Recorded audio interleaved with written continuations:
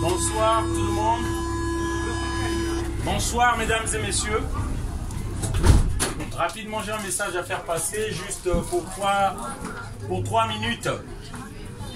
Alors, je suis un Africain immigré en France.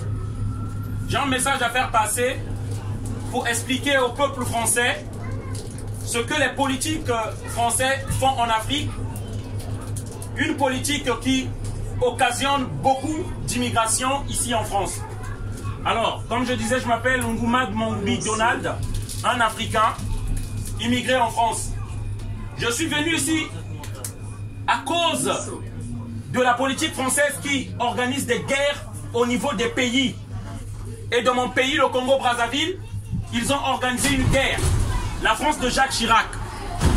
Cette guerre qui a fait que nous venons ici. Parce que beaucoup se posent des questions. Le peuple français ne sait pas pourquoi les Africains viennent ici en masse et tout le temps. Et moi je tiens à dire, ça ne va pas s'arrêter. Les élus français pensent apporter des solutions à cette immigration-là. Alors qu'ils sont dans le déni, ils ne comprennent pas. Ça cause une politique criminelle ou criminogène sur l'Afrique. C'est pourquoi nous autres, nous venons dans ce pays-là. Alors, vous avez peut-être jamais entendu parler de la France-Afrique. La France-Afrique, c'est un système qui consiste dans la politique officielle ou, on va dire, officieuse de la France, de maintenir des dictateurs dans les pays africains. Vous pensez que ces dirigeants qui sont dans les pays d'Afrique sont votés par les Africains, choisis par les Africains? La France, dans une politique qui a commencé depuis De Gaulle, s'arrange à imposer des dirigeants à l'Afrique, des dirigeants complices afin de piller les pays africains. Alors, vous verrez ce livre-là. Ça s'appelle Noir Silence. C'est pas moi qui l'ai écrit, c'est un Français qui l'a écrit. Il s'appelle François-Xavier Verschaff. Dans ce livre, il explique comment les dirigeants français à tour de rôle volent l'Afrique pour des intérêts personnels et privés. Je tiens à le dire. Je vais vous lire simplement le résumé de ce livre. C'est pas moi qui l'ai écrit, c'est en français. Il existe un pays où, depuis son palais, le chef de l'État recrute librement des mercenaires et pilote des guerres civiles sur un autre continent. Ce livre donne des noms, des dates et des témoignages. Il existe un pays qui utilise des conflits ethniques et déverse des armes sur des régions à feu et à sang pour rester maître du seul vrai pouvoir, l'argent. Ce livre raconte ses crimes sans tribunal. Il existe un pays qui, pour défendre ses intérêts, autorise ses services spéciaux, ses services secrets, à s'allier en terre étrangère avec les réseaux mafieux et les milices d'extrême droite. Ce livre regroupe les enquêtes en France et à l'étranger pour démonter l'engrenage. Il existe un pays où un candidat à l'élection présidentielle, 2 fois ministre de l'Intérieur, c'est Nicolas Sarkozy. Voilà. Il peut s'appuyer en toute impunité sur les circuits des casinos et les ventes d'armes. Ce livre donne des clés pour comprendre son ascension au pouvoir de Nicolas Sarkozy. C'est pas moi qui le dis. Alors, il existe un pays qui, loin de ses frontières, truque des élections et couvre l'assassinat de ses propres coopérants. Ce livre permet de comprendre la logique de ce monde absurde.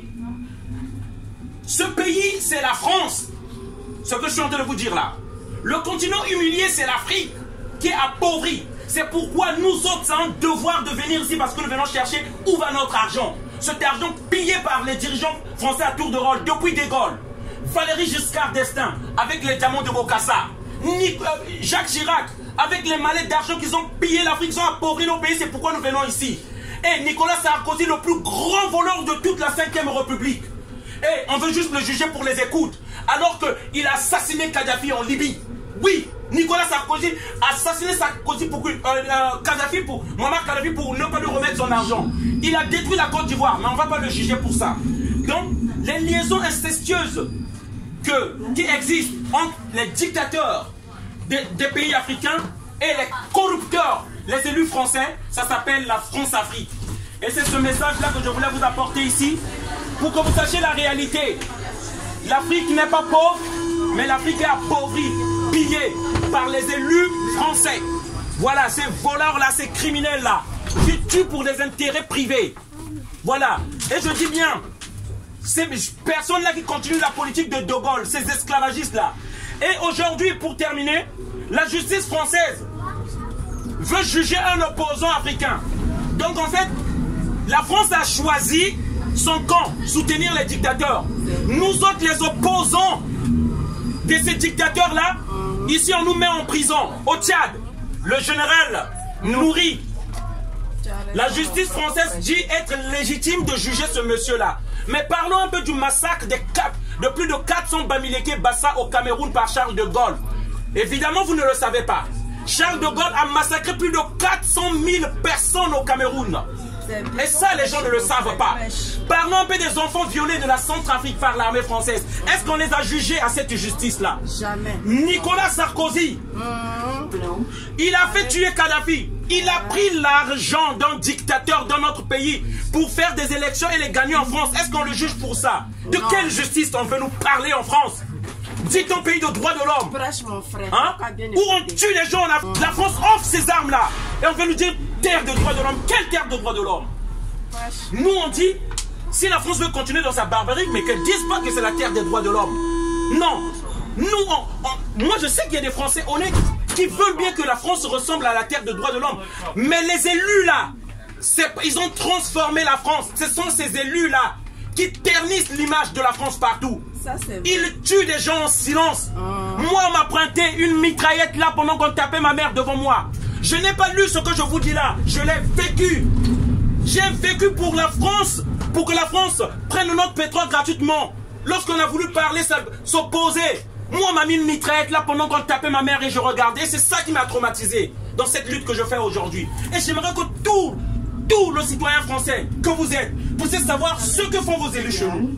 Ça, vrai. Une fois que vous voulez voter, je ne sais pas si c'est vous qui leur donnez ce mandat-là, de nous tuer là-bas, pour prendre notre pétrole gratuitement et vous le vendre plus cher ici. Mais c'est vrai, monsieur. Voilà, c'est le message que je voulais faire passer. Une bonne soirée.